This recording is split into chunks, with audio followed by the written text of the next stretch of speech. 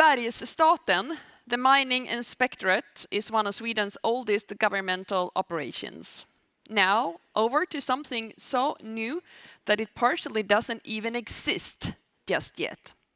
Please welcome the new kids on the rock.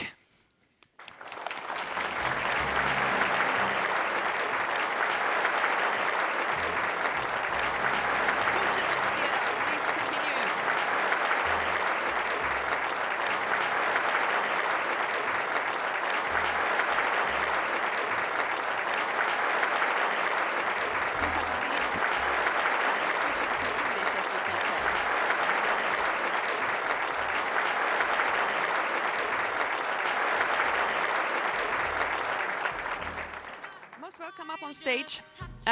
So now these are the new kids on the block, on the rock. So I'll just addressing you, Thomas, at first. Fäbodtjärn in the Vindelgransel area in Västerbotten will most likely be Sweden's next mine. I think so, yes. What remains before you can actually open your mine and we have to change all our information material? Very little, actually. Can I start by saying that it's a very small gold quartz vein deposit? Go ahead. We got about 100,000 tons, 116,000 tons of close to 8 grams per ton. The first 100 meters, that's reserve. Then it continues down. We got another 85,000 tons, actually, with close to 6 grams per ton, stretching down to 260. We have all permits in place. We applied for the environmental permit in 2018, got it in 2021, late 2021, and then it was appealed all the way up to the Supreme Court. I think that's okay, actually. More frustrating was that we had to wait 11 months for the ground designation. I picked that expression up yesterday. I hope it means markanvisning. But nevertheless, so what we're doing now is we're already at a position where we can start the decline. We have blasted and done a lot of ground preparation. We are building a sedimentation pond, basin I should say, not a pond, basin, because we're digging. And that's taken a lot longer time than we thought due to the fact that we're building it in a marshland and both the summer and the fall was extremely wet. We have agreement with Bergteamet to do everything for us when it comes to mining, preparation, driving the decline, the production. That's already in place, and we have negotiated with Dragon Mining in Svartliden to take care and do the leaching. And we're crossing the T's and dotting the I's on the contract just there. And then in April, the plan is that the decline should start, and that means we will stand and take the first horizontal cut of the ore. August. Okay, so when will we have to communicate Sweden has 13 active mines? Well, it depends on if you want to say that the starting of the decline is the start, then it's April. It's April. If it's when we start actually taking out the quartz vein, it's in August. It's August, okay. So anyhow, during 2024. Absolutely. When will we have to change again to 14 active mines? Well, the 14th mine is a graphite mine. No, that's fantastic, Thomas, that you'll be starting. We're a little bit behind, Thomas. I'd say we are now at the Supreme Court stage of appeals. The permit application was made in 2020. We progressed, I think, very well through the Court of Appeal. So the granting of the leave of appeal was not accepted. So again, the appealants are in the Supreme Court. We're now waiting for that deliberation, that decision. I'd expect over the course of the next 2 or 3 months we should see that, and then we move into the exploitation concession. So we've actually applied for the environmental permit first. Yeah. Natura 2000 permit is part of that. So that strategy seems to have helped. I'd expect the exploitation concession permit to be progressed quite quickly as a result of having our environmental permit approved. The building permit process is a little bit uncertain. The municipality in Kiruna will hopefully progress that quickly. And we potentially could then be on the ground. We do need to put in some infrastructure and be building a new or wider access road into the Nunasvara South deposit, which is the first project. So I hope to be moving materials next year in 2024. I'd expect the concentrator and the infrastructure for the area still to take a good 18 months or up to two years. Okay, so that we'll have to stick with 13 active mines, yet another 2 years or something, in best case scenario. I hope so, yes. Yeah, okay. All right, thank you. You're already open in the county's iron mine in Pajala, but this hasn't been a silent year. No, it's been an extremely busy year, and I can say that we are, all these 3 projects are running quite parallel. So we handed in our application for environmental permit in 2019. We got the permit granted in December last year for opening 2 more open pits. Unfortunately, that was also appealed, as it quite commonly is, and we are now in the middle of that process. However, we did get an execution order, which means that we will start using the new permit in about 3 weeks' time. So then we will, operate under the new environmental permit, including all the new conditions that will be valid from then. We've also, during the year, built a flotation circuit in the plant. So we invested about 500 million Swedish kronor into a flotation circuit, and that will come into operation in January. So there's about 120 people in the plant at the moment, finalizing everything. So it's very exciting times. Thank you. As we've been touching upon during the last 10 or so years, it's been, dealing with, struggling with the permitting processes, or we've been whining, very much in the open about the official permitting processes, how slow and how tricky they are. Unpredictable. What are your main takeaways from your different perspectives, your learnings? I'd say from these years that you've been struggling or dealing with permitting processes, what are your main takeaways and give a piece of advice to people that are just a bit behind you in the process? Thomas? Discuss and meet the stakeholders. Very important. The Sami village, the local people, everybody, and be sort of generous to them and convey what you're planning and so on. And still, I'm saying that, and still the appeal was left to us with Naturskyddsföreningen. I can't translate that. In Lycksele, 140 members. They were the ones who brought it all the way up to the Supreme Court. So maybe we missed somebody, but okay. Some people will appeal anyhow, regardless of how much information you give. But that's my advice. Really be open about your plans and do everything. Yeah, transparent and communication with stakeholders. Is that what do you say that? Do you agree, Oh, that's Thomas? always a large one. As well as that, I think when you talk about engagement with community, trial mining under the exploration license, we did that twice. And I think that was extremely rewarding for us to be face-to-face with the community and with the Sami. We invited them into the mine, to the project. We had water treatment processes running, and we were really showing them who we are and what our values are. And I think it's important that they want to see face-to-face who's managing this process and who's there. There's 2 other points I'd probably make. One is being relevant and talking to the community about what the project is about, and it's about obviously CO2, and it's about climate change. This project is critical for batteries, so going downstream and talking to customers and then coming back and talking to community about what your product is moving in towards.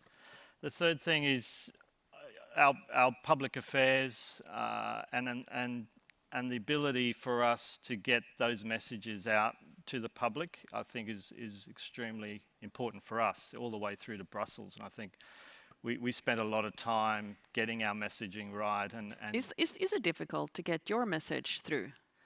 it is very difficult. It is, there's government changes in Sweden along the way. You spend and invest a lot of time talking to certain people, but you do it early and you never know who you need later to talk to and understand how the policies are forming. I think it's really important to be always just talking about Talga. It's nothing more than making sure that they know why this project is relevant, why it's important. So we talk to all parties, we talk to all groups. We don't try and align with anyone. We certainly try and just make sure that people know what the project is about, and that mining can be a good thing, and that minerals are a critical part of the supply chain for climate change. When you joined this project, what and compared to what you know now, what are your biggest findings or surprises along the way? In terms of what we're talking about now? I think that one of the key surprises is, I think some of the I think the support has been strong. I think we certainly received a lot of positive feedback. We're in Vittangi is located near Kiruna. It's a great jurisdiction for mining. It's a great mining community. Being able to talk to Åsa and visit other mines around the region has been fantastic. Originally from Australia, it's that sort of community, so I think there is a strong drive. But I am surprised by probably just it's 10% of the GDP in Sweden, and I'm a little bit surprised just how it's not accepted, I guess, in terms of Stockholm people, school kids, university, where maybe I was expecting, being such a strong driver for the Swedish economy, that there's potentially Is it the lack of understanding outside of the community of Kiruna? I think so. Yeah. I think there's a lack of understanding, but I do think it's something that all the mining industry is working on, and it's something that's evident. We need to be relevant, and we need to be showing that that minerals is very much a critical part of making these changes to do with climate change and energy storage systems. So all of the minerals are very important.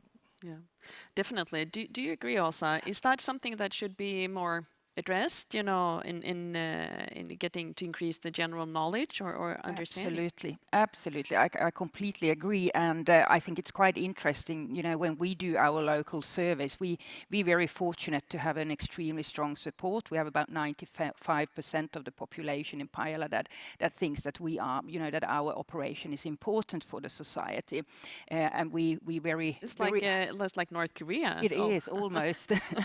Yeah. Almost.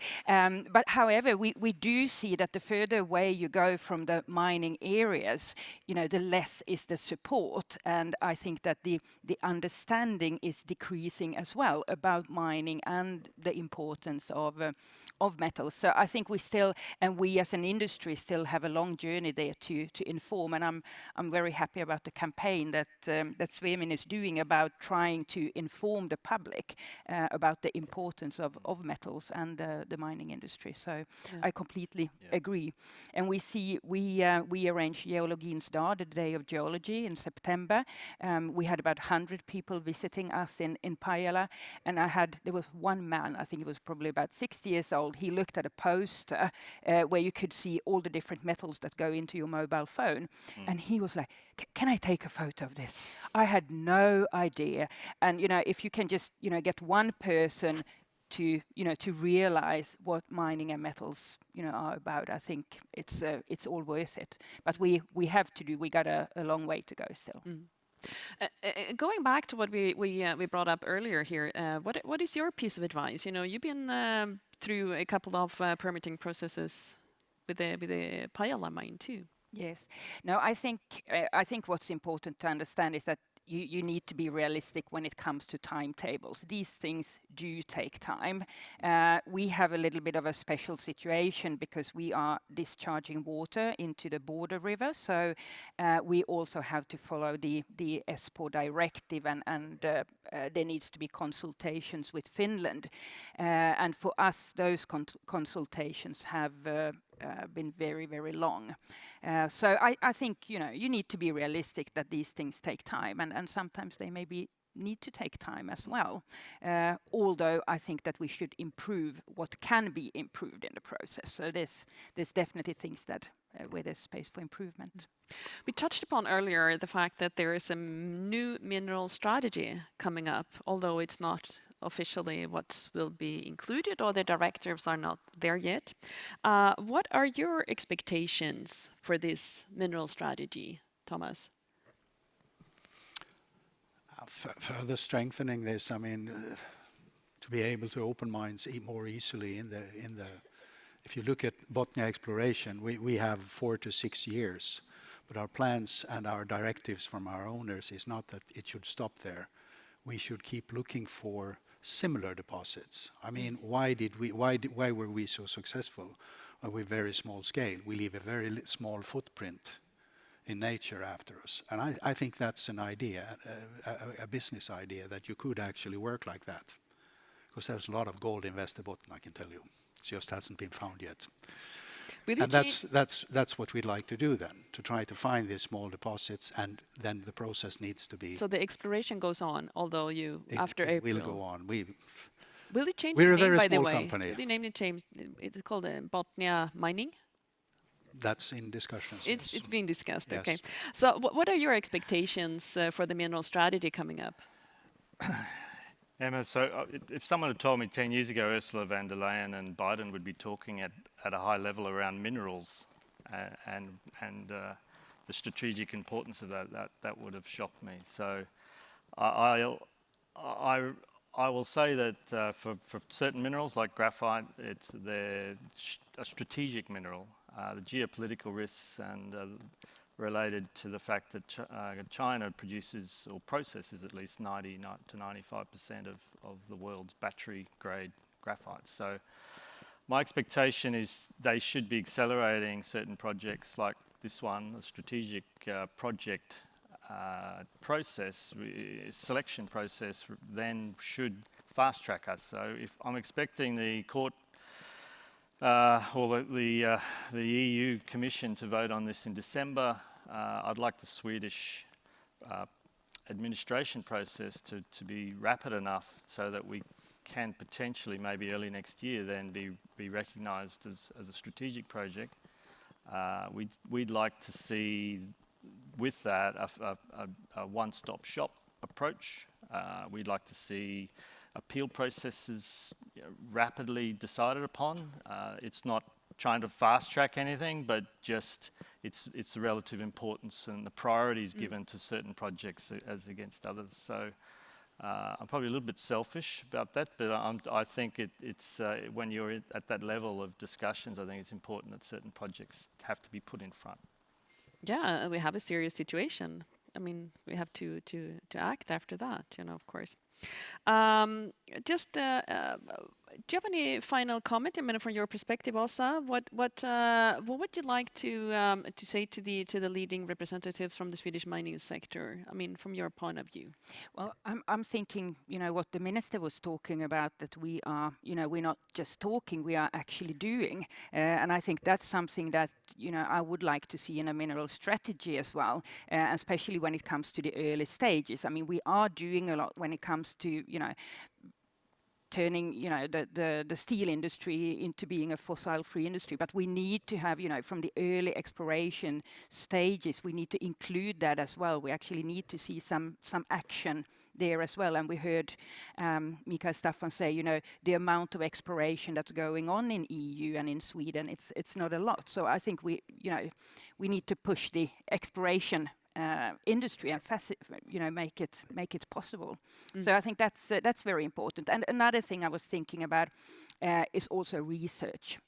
You know, that is extremely important. You know, if we're going to have a mineral strategy, we also need research that goes with that, and there need to be funding for that as well.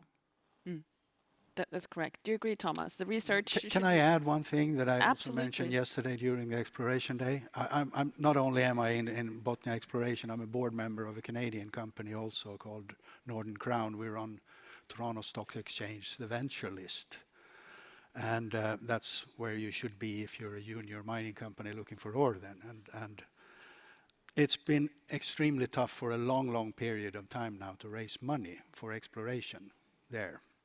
And this means that the pipeline is drying up around the world because it needs to be funding also in the basic exploration somewhere. And if North America is drying up, that means that it's dominated by China and others. And I mentioned yesterday also, for a while, I think this was in 2018 or 19 or something like that, it started to go down rapidly. And the reason for that was that Canada had legalized cannabis in Marijuana. So the money went there. Oh, yeah. And that okay. feels like a very strange situation, doesn't it? Indeed. Yeah. And it's still on a very low level. I spoke to our CEO before this conference there, and he said, no, it's we can't raise any money, and so it's the same for most Canadian juniors. And that could be something to think about in the future. If EU is serious about being self-sufficient when it comes to minerals and so on. We should not legalize cannabis. No. Thank you, Emma. I think that's correct also. Okay, yeah, I'll make a note. Thank you. Would you have a final comment? Yes, sure. I think the mineral strategy, mines are getting harder to find, or deposits getting harder to find. Grades are lower. More investment is a key driver to finding these deposits. I think as well, when you're looking at this large surge of mineral deficit to what's required for demand, the huge deficit, it just keeping up and having to find these mines, it almost requires more brownfield development because it's quicker, and they have to be massive deposits that we're looking for. The drivers for that really come down to the investment and return on investment for mines. Sweden's challenge is really providing a lower risk profile for investors. Exploration companies they're big risk takers, and we're an exploration company still. We don't have a mining concession, so we do take risks, and we see that for that risk we want a big return. We can't get an exploitation concession, which is often where an exploration company would like to transfer risk maybe to a mining company, or like Mikkel, or a Boliden or someone would perhaps acquire. But unless exploration companies can see those milestones, and then there's clarity as to how to get an exploitation concession and be able to then offload assets, and mining companies can then consolidate and build. It's a very difficult financial equation for the explorers but for us, you have to transition to be a mining company, and that's the dilemma, and that takes more risk and more investment, and you have to keep funding that. So it's an extreme challenge. I would suggest that what needs to happen is the permitting process and the reforms there will be a key point where you may find much more exploration companies now coming in, and you start to build a business around building mines because you've got that exploration funding happening. Okay, I think we have to say thank you very much now, and give them a big hand. Thank you. Thank you.